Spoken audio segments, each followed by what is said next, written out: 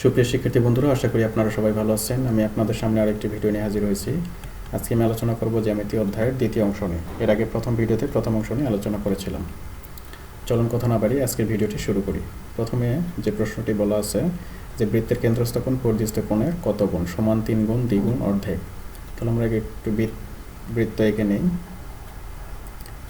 এটি হচ্ছে বৃত্ত, এটি হচ্ছে কেন্দ্র, এটি হচ্ছে ব্যাস AB। এখান থেকে আমরা আরেকটি রেখা এঁকে নেই। এটি হচ্ছে C, এটি হচ্ছে D। তাহলে এটা হচ্ছে কেন্দ্রটা আমরা ও ধরতে পারি, ও। আর এখান থেকে এই দুইটা বিন্দু যোগ করলে আমাদের যে কোণটা পাচ্ছি এটা হচ্ছে বৃত্তস্থ কোণ বা পরিধিস্থ কোণ। তো সেক্ষেত্রে আমরা এখানে কেন্দ্রস্থ কোণটা পাচ্ছি একই চাপ A এবং D আমরা ধরতে পারি। তাহলে কেন্দ্রস্থ কোণ হচ্ছে এটি, AOD। কেন্দ্রস্থ কোণ আমরা AOD লিখতে পারি এখানে, AOD। তাহলে AOD সমান এই যে বৃত্তস্থ কোণ আছে অর্থাৎ ACD, বৃত্তস্থ কোণ হচ্ছে ACD। আমরা জানি যে কেন্দ্রস্থ কোণটা এই বৃত্তস্থ কোণের বা পরিধিস্থ কোণের দ্বিগুণ হয়। এটি হচ্ছে আমাদের সূত্র, উপপাদ্য থেকে আমরা জেনেছি। অনুরূপভাবে এটি হচ্ছে এর অর্ধেক হবে। তাহলে এই অঙ্কের অ্যান্সার হচ্ছে দ্বিগুণ, অর্থাৎ বৃত্তের কেন্দ্রস্থ কোণ পরিধিস্থ কোণের দ্বিগুণ। পরের অঙ্কটি আমরা দেখি। এবি একটি সরলরেখা, কোন একটি বহিস্থ বিন্দু ও হতে এবি রেখার ক্ষুদ্রতম দূরত্ব OC হলে OC বিকোণ কত ডিগ্রি। তাহলে আমরা একটা রেখা এঁকে নেই AB। এটি হচ্ছে A, এটি হচ্ছে B। তাহলে এখানে ও একটি বহিস্থ বিন্দু। তাহলে ও বিন্দু থেকে এর এবি রেখার দূরত্ব আমরা বিভিন্নভাবে নিতে পারি, এইভাবে আঁকতে পারি, এইভাবে দিতে পারি বা এইভাবে দিতে পারি। তবে আমাদের খেয়াল রাখতে হবে যে ক্ষুদ্রতম দূরত্ব হচ্ছে এটা, অর্থাৎ যেটা লম্ব থাকে সেটি হচ্ছে ক্ষুদ্রতম দূরত্ব অর্থাৎ OC। সেক্ষেত্রে লম্ব মানে কি আমরা জানি এটা সমকোণ হবে অর্থাৎ 90 ডিগ্রি। সেক্ষেত্রে আমরা খেয়াল করবো এখানে OCB অর্থাৎ OC বিকোণ, OC বিকোণ সমান 90 ডিগ্রি। তাহলে আমাদের অ্যান্সার হচ্ছে 90 ডিগ্রি। অর্থাৎ ক্ষুদ্রতম দূরত্ব ক্ষেত্রে মনে রাখবো যে এবি রেখার বহিস্থ যে কোনো বিন্দুতে ক্ষুদ্রতম দূরত্ব সাধারণত লম্বা হয়। এরপরের প্রশ্ন দেখি। এবিসি ত্রিভুজের এবি সমান AC, সি কোণ সমান 50 ডিগ্রি হলে এ কোণের পরিমাণ কত। আমরা একটু মিশে নেই।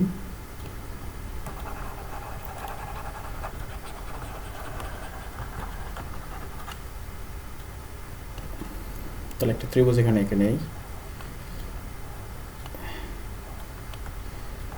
এটা A, এটা B, এটা C। তাহলে এখানে এবি সমান AC বলেছে, অর্থাৎ এই দুই বাহু সমান বলেছে। অর্থাৎ দুই বাহু সমান থাকলে আমরা জানি এটি সমদ্বিবাহু ত্রিভুজ বলা হয়। দুই বাহু সমান থাকলে আমরা আরেকটি বিষয় জানি, সেটা হচ্ছে যে সমান সমান বাহুর বিপরীত কোণ দ্বয় পরস্পর সমান, অর্থাৎ এই বাহুর বিপরীত কোণ এটা আর এই বাহুর বিপরীত কোণ এটা। তাহলে এই দুইটি কোণও আমাদের সমান হবে, এটা আমরা জানি। তাহলে সেক্ষেত্রে এখানে সি কোণের পরিমাণ দিয়েছে 50, অর্থাৎ সি কোণে 50 দিয়েছে, তাহলে বি কোণও 50 হবে। আর বাকি এ কোণের মান চেয়েছে। আমরা জানি ত্রিভুজের তিনটি কোণ 180 ডিগ্রি, অর্থাৎ এ কোণ যোগ বি কোণ যোগ সি কোণ সমান 180 ডিগ্রি, এটা আমরা জানি। তো সেক্ষেত্রে এখানে এই বি কোণ এবং সি কোণের পরিমাণ দুইটা মিলে 100, অর্থাৎ একটি হচ্ছে 50 আর একটি হচ্ছে 50, আর এখানে এই কোণ থেকে গেল। তো সেক্ষেত্রে এই কোণ কত হবে আমরা জানি 180 থেকে এই 50 এবং 50 100 বাদ দিতে হবে, অর্থাৎ 180 মাইনাস 100। সেক্ষেত্রে আমরা একটা মান পাবো 80 ডিগ্রি, অর্থাৎ এ কোণের পরিমাণ হচ্ছে আমাদের 80 ডিগ্রি। বন্ধুরা খেয়াল করো যে সমদ্বিবাহু ত্রিভুজ দুইটি বাহু সমান মানে কি দুইটি কোণও সমান, এদের বিপরীত কোণ দুটিও সমান থাকে। সেক্ষেত্রে সির মান 50 দিয়েছিল, তার মানে বির মানও 50 হবে।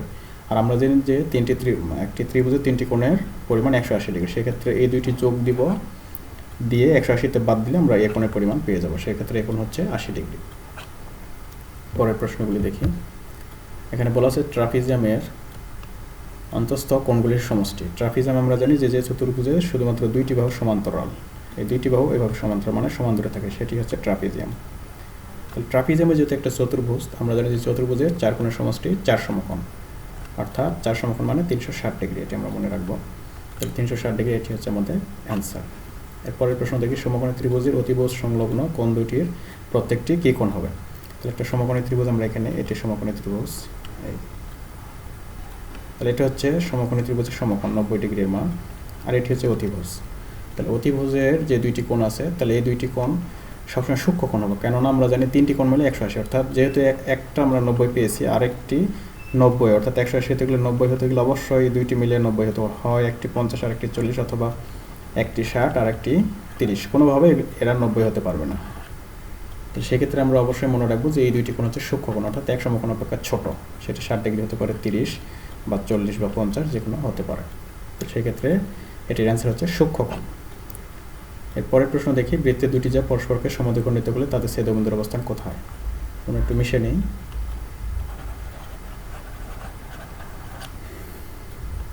এখানে একটা বৃত্ত, এখানে আমরা এই বৃত্তের এটা হচ্ছে কেন্দ্র। আমরা জানি যে বৃত্তের ব্যাস, যেটা কেন্দ্রতে যে রেখাটা, যেটা আমরা এটা হচ্ছে বৃত্তমোজা। তাহলে আরেকটা এখান থেকে আমরা ব্যাস এখানে এই, অর্থাৎ কেন্দ্র থেকে দুই পাশের দূরত্ব সমান থাকে আমরা জানি। এটাও ব্যাসার্ধ, এটাও ব্যাসার্ধ। সেক্ষেত্রে এই রেখাটার ক্ষেত্রে এটা ব্যাসার্ধ, এটা ব্যাসার্ধ, অর্থাৎ এই দুইটা ব্যাস পরস্পর মূলত কেন্দ্রে মিলিত হয়েছে। সেক্ষেত্রে আমরা মনে রাখবো যে অর্থাৎ যে দুইটি যে পরস্পরকে সমদ্বিখণ্ডিত করে সেক্ষেত্রে এরা কেন্দ্রে মিলিত হবে। তাহলে ব্যাসটাও এক ধরনের আমরা যা জানি, অর্থাৎ বৃত্তের যেটা হচ্ছে, অর্থাৎ ব্যাস হচ্ছে বৃত্তের বৃহত্তম জ্যা। সেক্ষেত্রে মনে রাখবো যে এরা কেন্দ্রে ছেদ করবে। তাহলে অ্যান্সার হবে বৃত্তের কেন্দ্রে। পরের প্রশ্ন, এ ও বি পরস্পর সম্পূরক কোণ হলে এ 115 ডিগ্রি, বি কত? আমরা জানি সম্পূরক কোণ মানে 180 ডিগ্রি। সেক্ষেত্রে যেহেতু দুইজন সম্পূরক, তাহলে এর মান দিয়েছে কত? 115। জাস্ট 115 আমরা বাদ দিলে যে অ্যান্সারটা পাবো সেটি হবে আমাদের উত্তর। তাহলে 180 থেকে 115 বাদ দিলে থাকবে আমাদের 65 ডিগ্রি। এটি হচ্ছে আমাদের অ্যান্সার। এরপরে কি বলেছে, সমদ্বিবাহু ত্রিভুজের সমান সমান বাহুদের বর্ধিত করলে উৎপন্ন কোণ দ্বয় সমদ্বিবাহু ত্রিভুজ। আমরা একটু এখানে সমদ্বিবাহু ত্রিভুজ মানে সমান দুইটা বাহু সমান, এই দুইটা বাহু আমরা সমান ধরে নিলাম। তাহলে বাহুদের বর্ধিত করলে উৎপন্ন কোণ দ্বয়, আমরা এই বাহুটাকে বর্ধিত করলাম, এই একটা কোণ পেলাম, আর এই বাহুকে বর্ধিত একটা কোণ পেয়েছি। তাহলে এই দুইটা কোণ সবসময় মনে রাখবো স্থূলকোণ হয়। কেননা আমরা জানি যে একটা ত্রিভুজ, এইভাবে ত্রিভুজ, এই বাহুটাকে বর্ধিত করে যে কোণটা পাবো, এটা সূত্র হচ্ছে এই দুইটা কোণের সমষ্টির সমান। এটা খেয়াল রাখবেন। তো সেক্ষেত্রে যদি এই কোণটা এই দুইটা কোণের সমষ্টির সমান হয়, অনুভাবে এ যদি আবার এটার সমান হয় এই দুইটা, সেক্ষেত্রে অবশ্যই এরা স্থূলকোণ হবে। এটা আমরা খেয়াল করব। তাহলে সেক্ষেত্রে আমরা অ্যান্সারটা পাবো খ নম্বর, স্থূলকোণ। একটি সমকোণী ত্রিভুজের সমকোণ ছাড়া অন্য দুটি কোণ কি? আমরা কিছুক্ষণ আগে পড়েছি সূক্ষ্মকোণ। এরপরে কোনো চতুর্ভুজের কর্ণদ্বয় সমান ও পরস্পর সমকোণ হয়ে সমদ্বিখণ্ডিত, এটি কোন ধরনের চতুর্ভুজ? এটি সাধারণত বর্গক্ষেত্র হবে। বর্গক্ষেত্রের চারটি বাহু সমান, সমান্তরাল, কোণগুলি সমকোণ। তাহলে এর কর্ণ আমরা জানি যে বিপরীত কৌণিক বিন্দুদ্বয়ের সংযোগী রেখাটা, এটা হচ্ছে আমাদের কর্ণ। এটা একটি কর্ণ, এইভাবে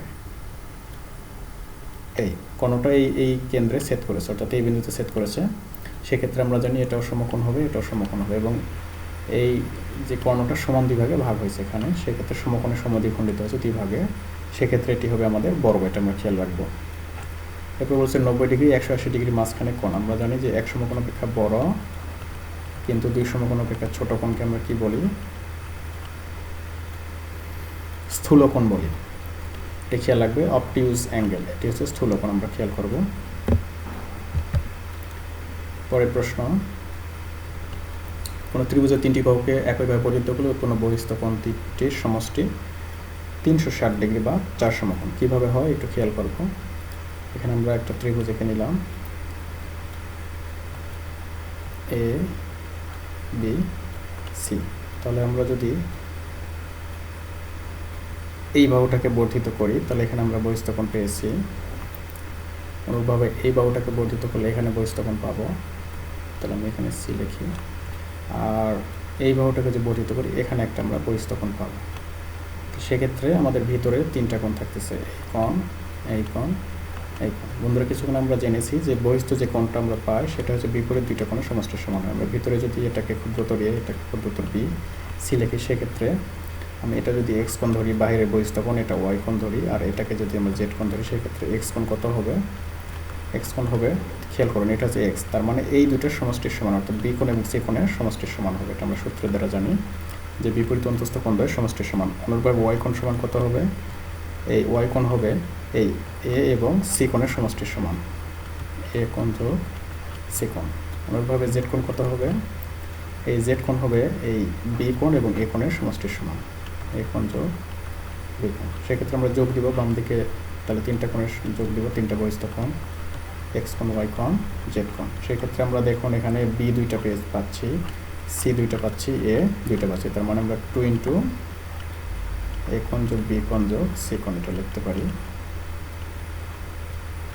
সেক্ষেত্রে বন্ধুরা আমরা জানি যে ত্রিভুজের তিনটি কোণের সমষ্টি এক সমকোণ, অর্থাৎ এক সমকোণ না, সরি, 3 কোণের সমষ্টি 2 সমকোণ 180 ডিগ্রি, অর্থাৎ এটির মান যদি 180 ডিগ্রি হয় আর এখানে 2 আছে, তাহলে 2 × 180 ডিগ্রি মানে 360 ডিগ্রি, এটি আমাদের অ্যান্সার। অর্থাৎ এই 3টা বহিস্থ কোণের সমষ্টি আমাদের হবে 4 সমকোণ বা 360 ডিগ্রি, অ্যান্সার হবে আমাদের 360। এরপরের প্রশ্ন দেখি, কোনো ত্রিভুজের মধ্যমা 3টি যে বিন্দুতে ছেদ করে তাকে ভর কেন্দ্র বলে। তাহলে ভর কেন্দ্র আমরা একটু শিখে নেব, একটু মিশিয়ে নিই।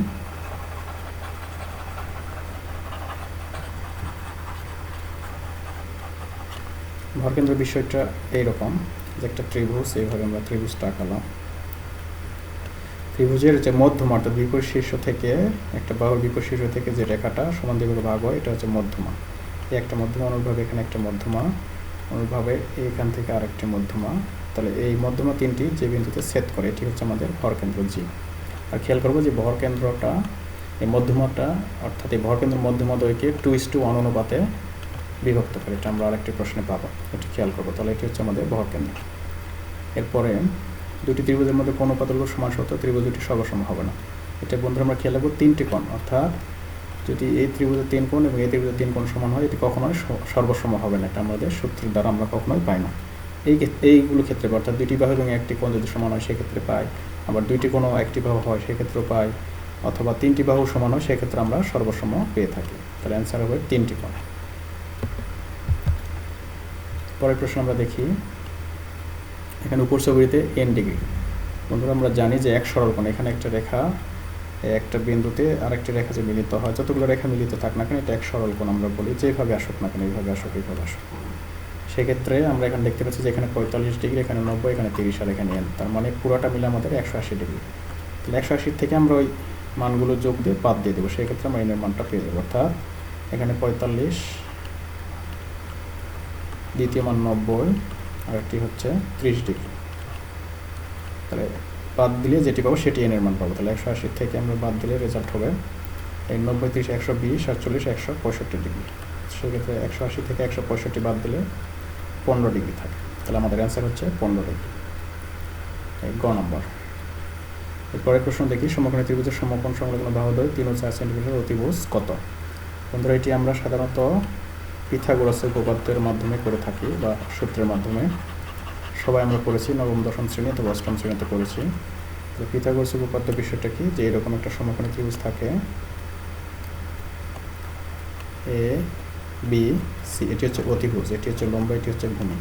আমরা সূত্রের দ্বারা জানি যে অতিভুজের উপর বর্গ মানে কি এসি স্কোয়ার সমান এই লম্ব স্কোয়ার যোগ ভূমি স্কোয়ার, অর্থাৎ এ বি স্কোয়ার যোগ এসি স্কোয়ার, এটা আমরা সূত্রের দ্বারা পাই। সেক্ষেত্রে এখানে বলেছে যে 3 ও 4 সেন্টিমিটার, অর্থাৎ এই সমকোণ সংলগ্ন দুইটা বাহু 3 এবং 4 বলেছে। তো সেক্ষেত্রে এটা আমরা এটা 3 স্কোয়ার লিখলাম, এটা 4 স্কোয়ার লিখলাম।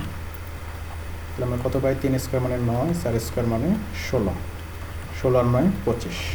তার মানে এসি স্কোয়ার যদি 25 হয় তাহলে শুধু এসি কত হবে, আমরা 25-এর রুট করবো, অর্থাৎ 5, 25-এর স্কোয়ার রুট করলে 5, সেক্ষেত্রে অ্যান্সার হচ্ছে আমাদের 5 সেন্টিমিটার। রম্বসের কর্ণদের পরস্পর অভিমুখে ছেদ করলে কর্ণদের অন্তর্ভুক্ত কোণ সমকোণ হয়, এটা আমরা খেয়াল রাখবো যে রম্বস এভাবে যে 4টি বাহু সমান ও সমান্তরাল কোনো কোণই সমকোণ না, সেটা হচ্ছে রম্বস। এভাবে রম্বসের যে কোণদ্বয় থাকে এরা পরস্পরকে কোণদের অন্তর্ভুক্ত কোণ যেটা থাকে, এই যে অন্তর্ভুক্ত কোণ এগুলি আমরা কি, এগুলো আমরা সমকোণ, অর্থাৎ এই কোণগুলি সমকোণ হয়, এটা আমরা মনে রাখবো। পরের প্রশ্ন দেখি, একই চাপের দণ্ডায়মান কেন্দ্রস্থ কোণের পরিমাণ 100 ডিগ্রি হলে পরিধিস্থ কোণের পরিমাণ কত? বন্ধুরা আমরা কিছুক্ষণ আগে জেনেছি কেন্দ্রস্থ কোণটা পরিধিস্থ কোণের দ্বিগুণ হয়, অর্থাৎ উল্টাভাবে চিন্তা করলে যে পরিধিস্থ কোণ বা বৃত্তস্থ কোণ কেন্দ্রস্থ কোণের অর্ধেক। যেহেতু এখানে কেন্দ্রস্থ কোণ 100 ডিগ্রি বলেছে, তাহলে পরিধিস্থ কোণ হলো কত, এর অর্ধেক মানে কি 2 দ্বারা ভাগ দিতে হবে, অর্থাৎ 50 ডিগ্রি। তো সেক্ষেত্রে অ্যান্সার হবে 50। আবার বলেছে একই চাপের দণ্ডায়মান পরিধিস্থ কোণের পরিমাণ 60, তাহলে কেন্দ্রস্থ, অর্থাৎ কেন্দ্রস্থ হয় পরিধিস্থ কোণের দ্বিগুণ, তাহলে 60 × 2, তার মানে 120 ডিগ্রি। খুবই সহজ অঙ্ক, এই 120 ডিগ্রি। এটা আমরা কিছুক্ষণ আগে না এটা করি নাই। আচ্ছা, ত্রিভুজে একটি বা বর্ধিত করলে যে বহিস্থ কোণ উৎপন্ন তা নিচের ক্ষেত্রে কোণটি সঠিক। বন্ধুরা আমি এটা দেখিয়েছিলাম কিছুক্ষণ আগে যে এইভাবে একটা ত্রিভুজের এইভাবে বর্ধিত করলে যে এই বহিস্থ কোণ পাওয়া যায়, সেটি বিপরীত অন্তস্থ কোণ দুইটির সমষ্টির সমান, এই দুইটা কোণের সমষ্টির সমান থাকে। তাহলে আমাদের অ্যান্সার হবে বিপরীত অন্তস্থ কোণ দ্বয়ের সমষ্টির সমান, এটা খ নম্বর। পরের অঙ্ক দেখি, প্রশ্নগুলি দেখে নিই আমরা। যে সামান্তরিক সকল বাহু সমান কিন্তু কোণগুলো সমান নয় তাকে কি বলে? তাকে রম্বস বলা হয়। কিছু আমি বলেছি যে এই সকল বাহু সমান্তরাল, বিপরীত বাহু সমান ও সমান্তরাল কিন্তু কোণগুলি সমকোণ নয়, সেটি হচ্ছে আমাদের রম্বস। সামুদ্রিক বিপরীত কোণের অন্তর্দ্বিখণ্ড, তাহলে একটা সামুদ্রিক আমরা এঁকে নেই, এই সামুদ্রিক এই বিপরীত কোণের অন্তর্দ্বিখণ্ড, অর্থাৎ এই কোণটাকে দুই ভাগে ভাগ করছে এইভাবে, আর আর একটা বিপরীত কোণ এই কোণটাকে দুই ভাগে ভাগ করছে এইভাবে, অর্থাৎ এরা পরস্পর সমান দূরে থাকে, মানে এরা সমান্তরাল হয়। খেয়াল রাখবো যে সামান্তরিকের যে এই কোণের অন্তর্দ্বিখণ্ডক যে রেখাটা, বিপরীত কোণ আরেকটা, এই অন্তর রেখাটা পরস্পর সমান দূরে থাকে, অর্থাৎ সমান্তরাল হয়। অ্যান্সার হবে পরস্পর সমান্তরাল। পরের প্রশ্ন, একটি সরলরেখার উপর অঙ্কিত বর্গ ওই সরলরেখার অর্ধেকের উপর অঙ্কিত বর্গের কত কোণ? তাহলে একটু মিশিয়ে নেই, এটি একটি ইম্পর্টেন্ট অঙ্ক বা প্রশ্ন, প্রতি পরীক্ষাতে এসে থাকে। তাহলে একটা বড় ক্ষেত্রে আমরা জানি যে 4টা বাহু সমান হয় এভাবে। তাহলে বড় ক্ষেত্রে 4টা বাহু সমান মানে কি, এ যদি হয় আমরা ধরে নিই, তাহলে সেক্ষেত্রে এই বড় ক্ষেত্রের ক্ষেত্রফল আমরা জানি যে একটা বাহুর উপর স্কোয়ার করলে যেটা, সেটা হচ্ছে বড় ক্ষেত্রের ক্ষেত্রফল। তাহলে এটা তো এখন বলেছে যে এই একটা বাহু অঙ্কিত বর্গক্ষেত্র যেটা হয় ওই সরলরেখার অর্ধেকের উপর অঙ্কিত বর্গক্ষেত্র, অর্ধেক মানে কি একটা বাহুকে আমরা অর্ধেক করবো, এর সমান দুই ভাগে ভাগ করবো, মানে কি তাহলে a/2 হবে। তাহলে এর উপর এখন বর্গক্ষেত্র যেটা পাবো, তাহলে এই বর্গক্ষেত্রের ক্ষেত্রফল এটা a/2, মানে বাহুগুলো আগে হবে a/2, তাহলে 4টা, সেক্ষেত্রে এর ক্ষেত্রফল হবে একটা বাহুর উপর আমরা স্কোয়ার করলে এর ক্ষেত্রফলটা পেয়ে যাবো। তাহলে এই ক্ষেত্রে আমরা পাচ্ছি যে a²/4। তাহলে এর তুলনায় কত গুণ, সেক্ষেত্রে আমি কীভাবে লিখবো যে a² এটাকে প্রথমটাকে দ্বিতীয়টা দ্বারা ভাগ দিব, অর্থাৎ a²/4। তাহলে সেক্ষেত্রে আমরা যেন উল্টে দিতে হয় নিচের অংশকে, ভগ্নাংশকে উল্টে দিলে 4টা উপরে যাবে আর স্কোয়ারটা নিচে আসবে, সেক্ষেত্রে স্কোয়ার কেটে যাবে, অর্থাৎ 4 থেকে যাবে, অর্থাৎ 4 গুণ। খুবই সহজ, অ্যান্সার হবে 4 গুণ। এখানে বলছে ত্রিভুজের যে কোনো দুইটি বহিস্থ কোণের সমষ্টি, এটা খেয়াল রাখবো, 2 সমকোণ অপেক্ষা বড় হবে। দুইটি বহিস্থ কোণের সমষ্টি আমরা খেয়াল রাখবো যে 2 সমকোণ অপেক্ষা সবসময় বড় হবে। এইভাবে যে কোনো দুইটি বহিস্থ কোণের সমষ্টি, ত্রিভুজে যে কোনো দুইটি বহিস্থ কোণের সমষ্টি, এইভাবে এই অথবা এটা, তাহলে এই দুইটা বহিস্থ কোণের সমষ্টি সবসময় 2 সমকোণ অপেক্ষা বড় হবে, এটা খেয়াল রাখবো। কারণ আমরা জানি যে এই কোণটা সমান এই দুইটা কোণের সমষ্টি সমান, অনুরূপভাবে এটা সমান এই দুইটার সমষ্টি সমান, সেক্ষেত্রে এটা অবশ্যই 2 সমকোণ অপেক্ষা বৃহত্তর হবে দুইটির সমষ্টি। আচ্ছা, এরপরে ত্রিভুজের ভরকেন্দ্র প্রত্যেক মধ্যমাকে আমি কিছুক্ষণ আগে বলেছি এটা 2:1 অনুপাতে বিভক্ত করে।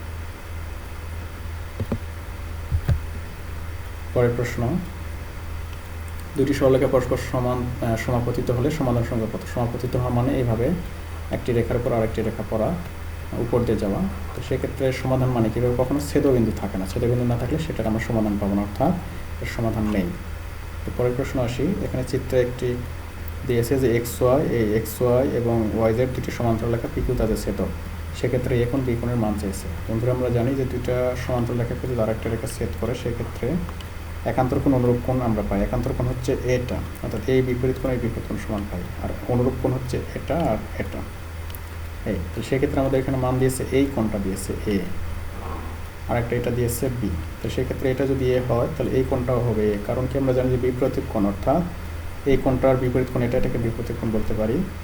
আর আমরা কিছুক্ষণ আগে বললাম যে একান্তর কোণ, তাহলে এটা যদি A হয় তাহলে এটাও A হবে, অর্থাৎ একান্তর কোণ আর একটু ক্লিয়ার করে দেয়, অর্থাৎ এই ছেদকের বিপরীত পাশে সমান্তরাল রেখা দ্বয়ের সাথে যে কোণ উৎপন্ন হয়, অর্থাৎ এটা যদি A হয় এই একান্তর কোণ এটাও হবে।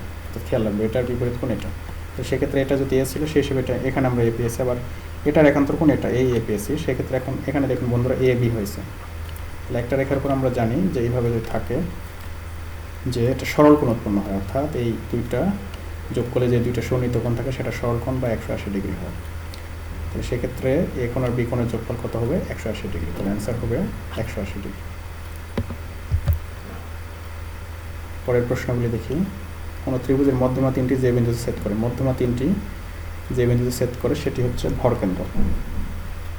কিছুক্ষণ আগে আমরা পড়েছি ভরকেন্দ্র। কোনো ত্রিভুজের মধ্যে কোনো প্রতঙ্গ সমান সত্ত্বেও ত্রিভুজ দুটি সর্বসম হবে না, এটা আমরা দেখেছি 3টি কোণ। এরপর দেখি কোনো ত্রিভুজের 3 কোণের সমদ্বিখণ্ডগুলো যে বিন্দুতে ছেদ করে তাকে কি বলে? অন্তকেন্দ্র বলে। তাহলে কোণগুলোর সমষ্টি কীভাবে? সমদ্বিখণ্ডক, এই ত্রিভুজের এই কোণের সমদ্বিখণ্ডক এইভাবে, এই কোণের সমদ্বিখণ্ডক এইভাবে, আবার এই কোণের সমদ্বিখণ্ডক এইভাবে, এটা হচ্ছে অন্তকেন্দ্র। তাহলে এটা অ্যান্সার হচ্ছে অন্তকেন্দ্র।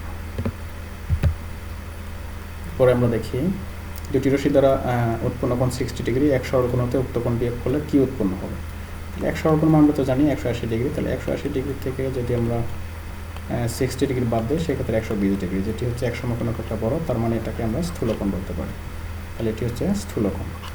এরপর একটি সরলরেখার সাথে আবার একটি রেখাংশ মিলিত হলে যে দুটি সন্নিহিত কোণ উৎপন্ন হয় তাদের সমষ্টি। আমরা জানি একটি সরলরেখা আরেকটি সরলরেখা মিলিত হয়েছে, আমরা জানি যে এই যে দুইটা সন্নিহিত কোণ উৎপন্ন হয় এদের পরিমাণ সবসময় 180 ডিগ্রি বা 2 সমকোণ হয়, এটা আমরা জানি। তাহলে অ্যান্সার হবে 180 ডিগ্রি। তো শিক্ষার্থী বন্ধুরা, আজকে আমার ভিডিওটি এখানে শেষ করতে যাচ্ছি। আশা করি আপনারা আমার ভিডিও থেকে উপকৃত হবেন। যদি ভিডিওটি ভালো লেগে থাকে এবং আপনারা উপকৃত হয়ে থাকেন, আমার চ্যানেলটিকে সাবস্ক্রাইব করবেন এবং পরবর্তী ভিডিও দেখার আমন্ত্রণ জানিয়ে এখানে শেষ করছি। ভালো থাকবেন, ধন্যবাদ।